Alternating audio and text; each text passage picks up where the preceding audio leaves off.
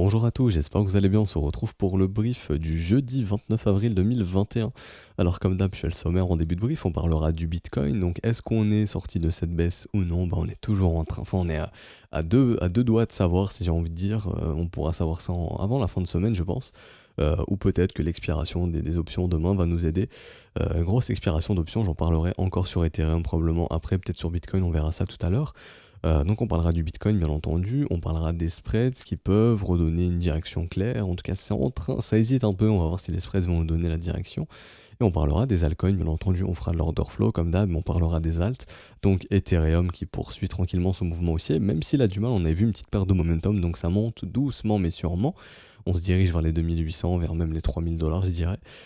XRP qui est en train pardon, de construire un mouvement de continuation, donc probablement de poursuivre sa hausse derrière, on verra ça après. Et on parlera de EGLD qui revient énormément dans les commentaires et aussi de ETC si on a le temps.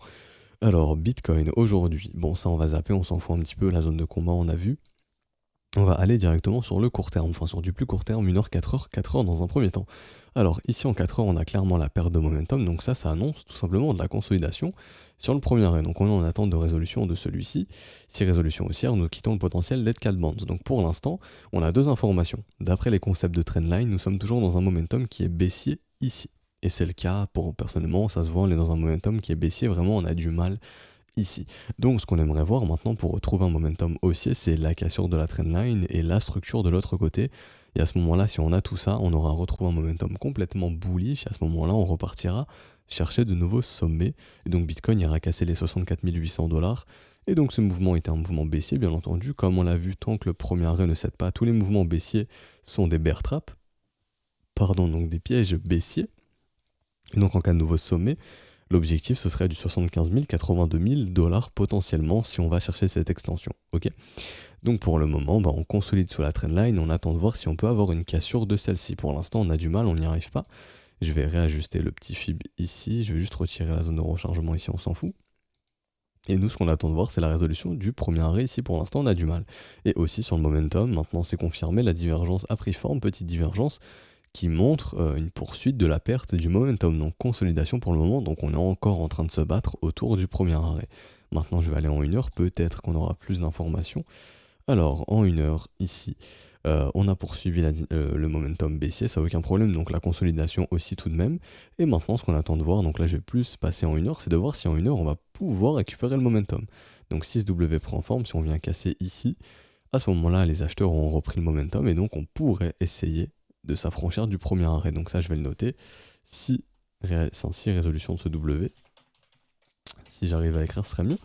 Si résolution de ce W, reprise du momentum ici en H1, des bulls. Donc potentiellement tentative de résolution du premier arrêt qui nous maintient depuis quand même plusieurs jours, qui maintient Bitcoin. Donc ça, hop, c'est noté, c'est update. Je vais juste diminuer la police comme ceci. Ça me paraît un petit peu trop large. Hop, comme ça, c'est nickel. Et donc maintenant, aujourd'hui, le topo sur Bitcoin, il y a juste une chose à regarder, c'est de voir si le momentum va être récupéré par les bulls ou non.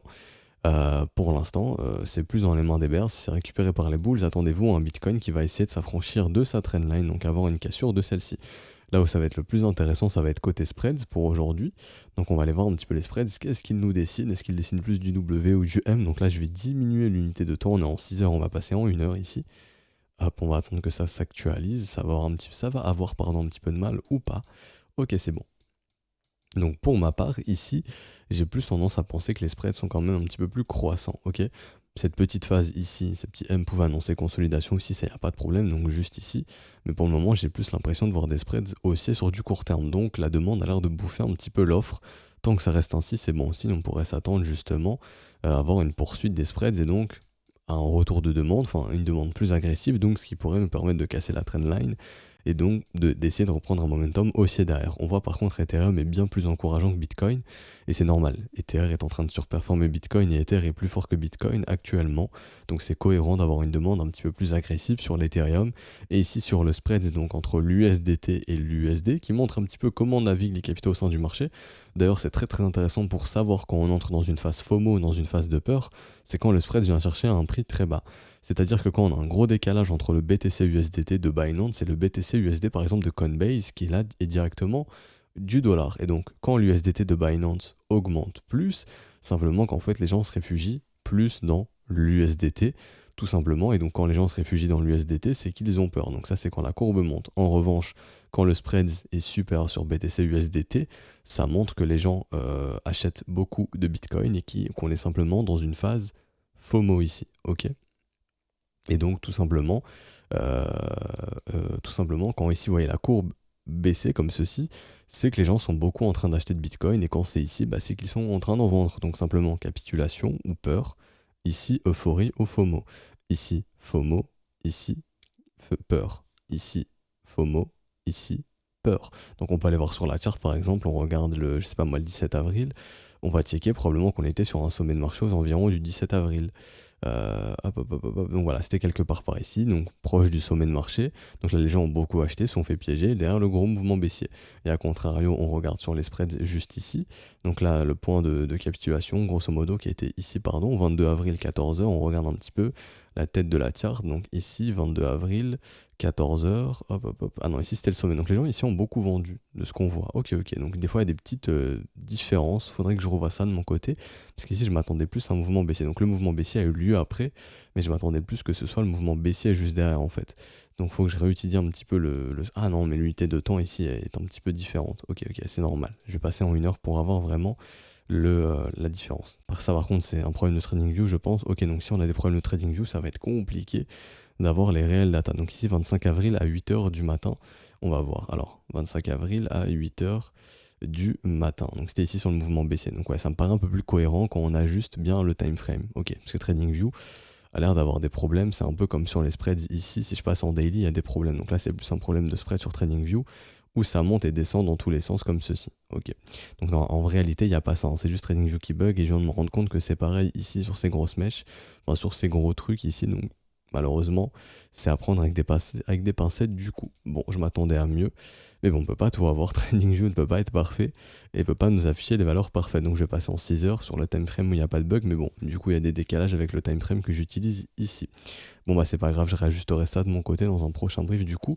Et je vous ferai part d'un autre spread plus intéressant ou simplement ici le spread ultime que je vais remettre du coup vu qu'il est plus précis, c'est le spread USDT USD. Et donc lui pour le coup il est vraiment beaucoup plus précis.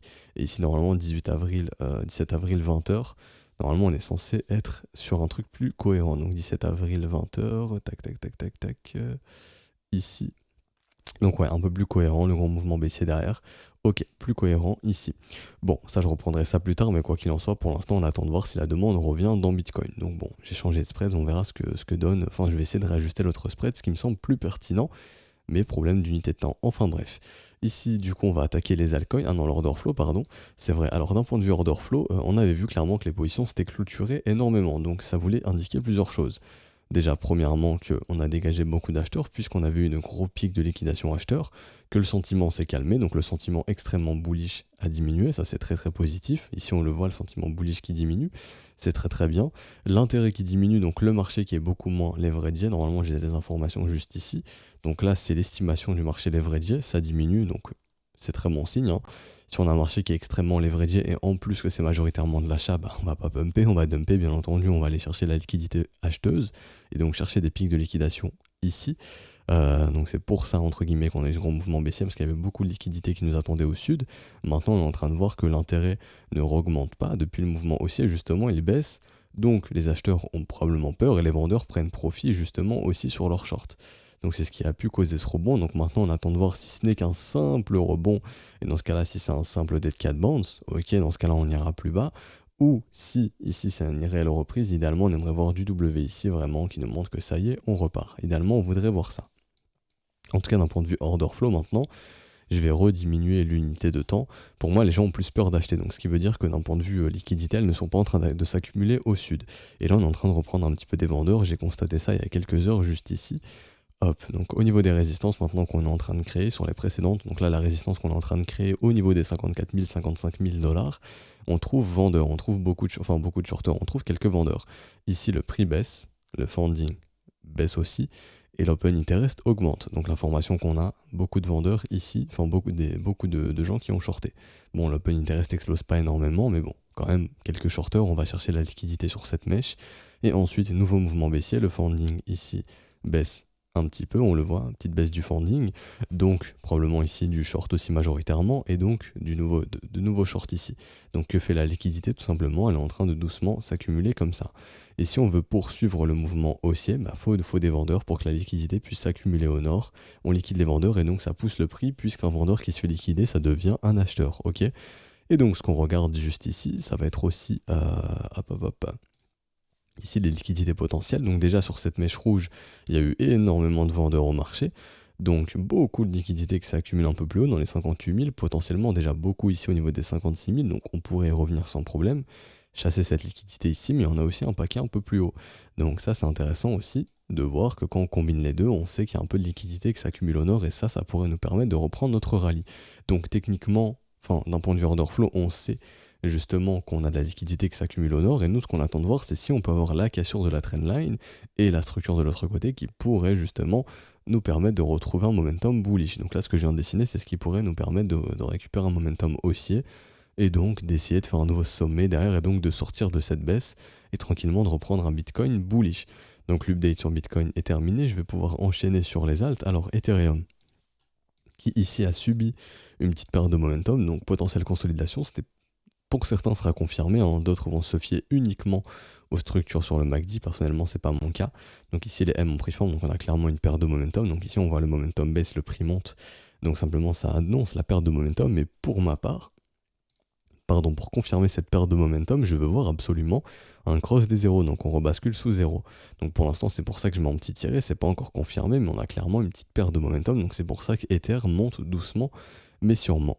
À noter aussi que sur les options, donc là on est sur Ether, nickel, on a une grosse expiration le 30 avril ici 2021, donc demain justement, avec un gros niveau d'intérêt sur les 2880 $. Il y a beaucoup d'argent qui est en jeu sur les 2880, donc beaucoup vont tout faire, enfin beaucoup d'intervenants vont tout faire pour pousser Ether au-dessus des 2880 pour demain, pour voir simplement leur contrat option expirer en gain, tout simplement.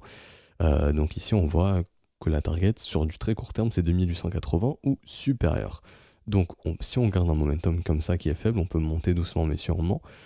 Pour l'instant, je vois pas de signe de retournement à très court terme sur l'Ethereum. Pour moi, c'est un marché qui va monter doucement mais sûrement et potentiellement se diriger vers les 3000 $. Je pense que on va s'y diriger tranquillement pour que Ether puisse justement faire un peu la une de certains journaux, de certains médias, et qu'on puisse attirer de nouveaux investisseurs sur Ether, et donc que la demande puisse être croissante, et donc on puisse avoir une poursuite des prix, tout simplement. Et donc trouver des prix aussi sur Ether, et ça va peut-être amener de l'exposition aux altcoins, tout simplement. Et donc ça serait très très positif pour les alts. Ether, j'ai pas plus à dire, honnêtement, l'update elle a déjà été faite hier. Et ah oui, aussi à noter, ça j'ai oublié d'en parler, William en état d'enfoncement. Généralement, quand William est en état d'enfoncement, le cours n'est pas prêt de s'arrêter. Généralement, on accumule les divergences, ensuite les divergences se forment, William sort de son état d'enfoncement, la structure prend forme, et là on a le retracement. Donc honnêtement, là, il n'y a rien qui m'invite à penser qu'on puisse avoir un retracement sur Ethereum. Ici, c'est très très boule pour l'Ether. Alors, on va poursuivre avec XRP, qui lui justement est en train de partir sur de la continuation. Les W sont potentiellement en train de se former. Ça pourrait lui permettre de partir sur de la continuation et donc de venir se diriger dans sa petite zone de rechargement de short entre les 1,55$ ici et les 1,73$. Je le répète, pour moi, XRP maintenant est complètement bullish à moyen long terme, et donc je m'attends à dépasser les sommets ici de 1,95$ au cours des prochains jours, aux prochaines semaines. Et donc sur du court terme, on va voir un petit peu la tête du momentum. Alors ici, dommage que ce W n'ait pas pris forme. Donc ici c'est assez intéressant entre guillemets de voir qu'on a réussi à instaurer cette dynamique croissante sur le momentum. Donc on est en train de récupérer un momentum intéressant, mais c'est pas encore le cas à 100%. J'attendrai plus de développement ici.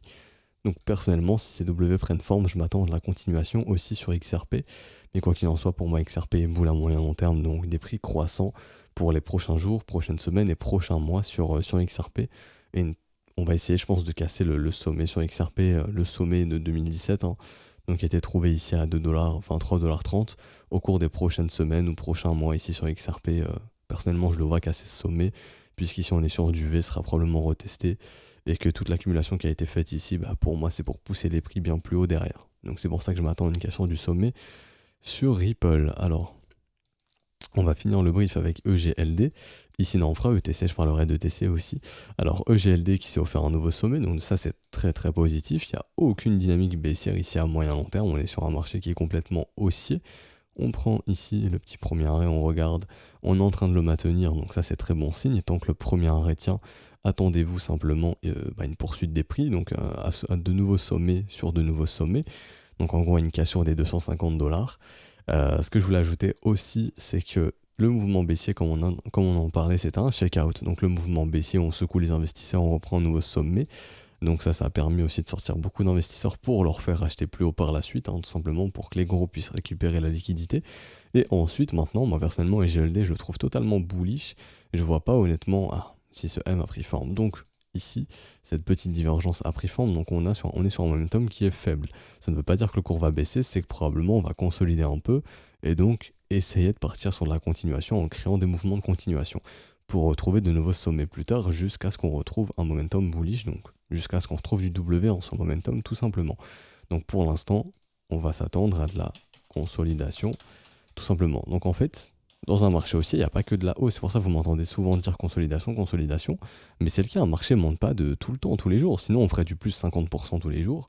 Et à la fin, on se retrouve à un asset qui performe à 1 milliard de pourcents. Ça n'existe pas. Donc c'est pour ça que le marché consolide beaucoup. Et donc quand c'est une phase qui est complètement haussière, je vous le dis, par exemple ici, une phase totalement haussière. Donc EGLD, j'en parlais plus ici d'ailleurs, mais que tout là-haut. Mais quand c'est réellement haussier, on va dire le momentum est complètement bullish, on est dans une phase complètement haussière, donc c'est haussier, ça va continuer de monter. Quand ça va consolider, on ne va pas dire ça va baisser, puisqu'on n'est pas dans un marché baissier, on va simplement dire le marché va consolider. Et donc ici, on a une nouvelle zone de combat où le marché consolide, c'est entre ici, du coup, et ici. Et donc sur EGLD, vous allez vous emmerder tout simplement tant qu'on sera bloqué entre ces deux bornes. Donc ça, je vais le noter, donc c'est assez volatile, entre les 125 et 245 $, mais en gros, on va rester bloqué ici pendant peut-être plusieurs jours ou plusieurs semaines. Ok, donc entre ces deux bornes, juste ici. Voilà. Donc il va falloir être patient et attendre une résolution de GLD. Personnellement, je vous le dis, je pense que ça va être une résolution haussière parce que pour moi, ce marché n'a toujours pas trouvé son sommet et en plus de ça, il est en train de faire une poursuite de son mouvement parabolique. D'ailleurs, c'est assez drôle, j'expliquais ça aux élèves juste avant la construction d'une parabole. Donc là, simplement, on est en train de créer la parabole, donc on n'a pas de cassure de cette parabole pour le moment. On est en train de créer une nouvelle dynamique de parabole, donc je m'attendrai à une accélération des prix au cours des prochaines semaines et prochains mois quand on sera sorti justement de cette consolidation ici. Et pour finir, Ethereum qui lui aussi est en train de créer le mouvement parabolique, on est en train de consolider dans la zone de rechargement de short. On a aussi une zone de combat ici. Donc pour ma part, la nouvelle maintenant, c'est celle-ci. Hop, hop, petite bougie. Donc quand je dis la nouvelle, c'est qu'on en avait une grosse ici, mais honnêtement, ça m'intéresse pas tellement. Ce qui m'intéresse, c'est celle-ci. Parce que ici en daily, ça se voit, soit ça part en M ou en W, simplement. Donc, ok, non. Ici, ok, c'est un petit peu décalé. Ça s'est fait lors de la semaine dernière. Donc, soit ça part comme ça, ou soit ça part comme ça. Personnellement, je pense que ça va partir en mouvement haussier. Et donc, ETC va venir chercher un nouveau sommet de marché. Donc, zone de rechargement de short. Certains intervenants, dont Whales, potentiellement Baleine, se hedge. Simplement, donc, prennent un peu de profit en zone de rechargement de short, puisqu'elles ont accumulé par ici. Donc un petit peu de profit par ici pour sécuriser les positions tout simplement. On consolide un peu et ensuite on reprendra un mouvement haussier très probablement parce que pour moi il n'y a aucun signe de sommet ici. ETC est clairement bullish et donc ETC se dirige probablement tranquillement vers les 74-90 $. Donc quand on aura cassé le sommet ici, d'ailleurs on l'a cassé ou pas? Est-ce qu'on l'a cassé même de quelques centimes? Oui, ETC a bien fait un nouveau sommet.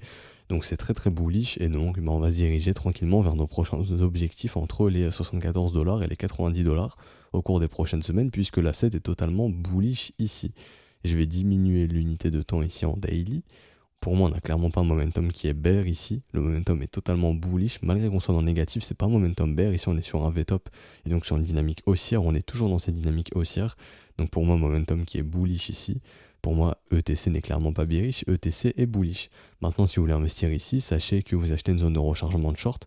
L'achat, il était ici, quand les W se montraient, quand il y avait les attaques 51, quand tout le monde pensait que c'était bear, mais la technique dit bullish, et donc, quand la technique dit bull et qu'on a des événements fondamentaux bear, ça signifie simplement que le marché est haussier et que les gros accumulent. Ok, donc les gros ont accumulé ici, ils ont les moyens de pousser les prix bien plus haut, donc probablement que le marché ira chercher bien plus haut que 34 $.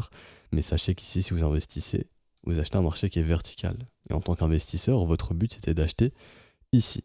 Il y a la deuxième possibilité que beaucoup d'investisseurs font. Simplement, l'adage il dit offre-moi un nouveau sommet, je t'offrirai un nouvel investissement ou un nouvel achat. Donc simplement, certains entreront sur une cassure du sommet, donc ça a été le cas, je pense, pour certains peut-être, ou beaucoup attendre une clôture au-dessus de ce niveau, attendre une clôture au-dessus de ce niveau. Donc si on a une clôture au-dessus des 46 $, beaucoup vont entrer et là on aura un nouveau signal fort qui montre que ETC est prêt à partir sur la découverte de prix et donc à chercher de nouveaux sommets de marché. Sachant qu'on a une altcoin dominance qui est très très bullish, donc les capitaux se déversent plus dans les alts, donc ça pourrait être excellent pour Ethereum classique. Donc affaire à suivre ici sur Ethereum classique. D'ailleurs, Ethereum classique qui surperforme son petit frère, Ethereum, si je dis pas de bêtises. Ouais, avec ce petit W, hein. Ici on a Ethereum classique qui est repassé dans une dynamique haussière contre Ethereum. Pour l'instant, le petit pullback, tant que ce W tient, on aura ETC qui surperformera Ethereum, donc ETC qui prendra plus de valeur que Ethereum. En pourcentage, hein, pas en capitalisation, mais en pourcentage potentiellement. Voilà, donc j'ai fini pour aujourd'hui, j'espère que ça vous aura plu. Si c'est le cas, n'hésitez pas à laisser un petit pouce bleu, à vous abonner si ce n'est pas déjà fait, donc j'avais utilisé Finex. À nous rejoindre sur Discord, hein, le lien est en description dans les commentaires. Si vous voulez rejoindre l'école via le Patreon, attendez le 1er mai, bien entendu. Tout est expliqué, je le mets en commentaire de toute façon. Ou sur les Discord dans la section bienvenue. Vous pouvez rejoindre en crypto, ça change rien. Le Patreon, c'est mieux le 1er ou en début de mois. En crypto, n'importe quand. Si vous rejoignez le 29 avril en crypto, vous aurez accès jusqu'au 29 mai. Par exemple, si c'est pour une durée de 1 mois. Donc tout est expliqué sur le Discord. Rejoignez-nous pour savoir. Si vous voulez plus d'informations, posez vos questions, j'y répondrai en commentaire sur YouTube ou à un des admins, un des professeurs sur le Discord. Donc voilà, on se laisse ici. On se retrouvera demain pour la dernière update et le dernier brief de la semaine. Ciao tout le monde.